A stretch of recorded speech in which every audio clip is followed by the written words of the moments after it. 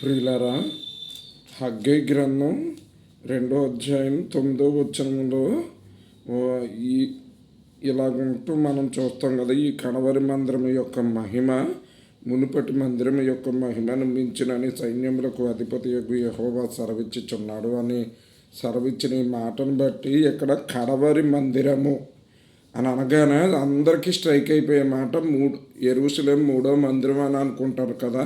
అలా బోధించే సేవకులు కూడా ఉన్నారు, అవును. కానీ మీరు గమనించుకోవాల్సింది ఏంటంటే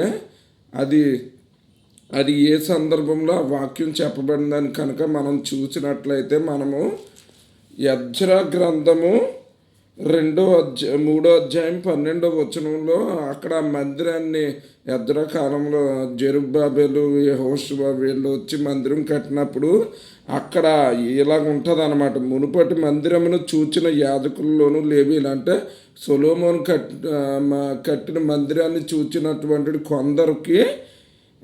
కొందరు వృద్ధులు అక్కడ ఉంటారన్నమాట. వాళ్ళకి ఈ మందిరం పునాది వేయబట్టి చూసి ఏంటంటే వాళ్ళకి అసంతృప్తి కలిగింది. దాని మందిరం ఆ మునుపటి మందిరం ఎలాగుంది, ఇది ఎలాగున్నది, దాని మహిమ లేదు అని చెప్పి వీళ్ళు అనుకుంటారన్నమాట. అది ఆ సందర్భంలో చెప్పబడింది అనమాట. అది మనం హగ్గయి గ్రంథం 2వ అధ్యాయము 3వ వచనంలో ఇలాగుంటుంది. పూర్వకాలమున ఈ మందిరమునకు కలిగిన మహిమను చూచిన వారు మీలో ఉన్నారు కదా, అట్టి వారికి ఇది ఎట్టిదిగా కనబడుచున్నది, దానితో ఇది ఎందునను పోరినది కాదని తోచుచున్నది కదా అని చెప్పుతూ ఈ మాటలు చెప్పడం జరిగింది అనమాట. అది ఏంటంటే 3వ మందిరం కాదు కానీ 2వ మందిరము అనేటువంటి విషయాన్ని మీరు గమనించుకోవాలి. 3వ మందిరం ఇది 2వ మందిరం అయితే 3వ మందిరం అక్కడ ఉండదు కదా అనుకుంటారేమో, ఉన్నది. దానియేలు గ్రంథంలో యాంటిక్రైస్ట్ గురించి చెప్పినప్పుడు వాడు పెట్టేది ఆ 3వ మందిరంలోనే.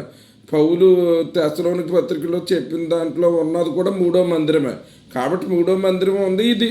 కానీ ఈ హగ్గయి గ్రంథంలో చెప్పండి ఈ మాట మాత్రం 2వ మందిరానికి సంబంధించింది అనేటువంటి విషయాన్ని మీరు గమనించుకొని మీరు ఏంటంటే ఇటువంటి తప్పుడు బోధలకు తిరగకుండా బెరయా సంఘస్థులు అలాగైతే లేఖనాలని పరిశీలించేవారు, అలాగే మీరు పరిశుద్ధాత్మ సహాయంతో మీరు ఇవన్నీ పరిశీలనాత్మకంగా నేర్చుకొని ఈ సత్యం ఏంటో గ్రహించుకొని తప్పుడు బోధలకు తిరగకుండా ఉండాలని చెప్పి ప్రభువైన యేసు నామమున మిమ్మల్ని అందరినీ హెచ్చరిస్తున్నాను.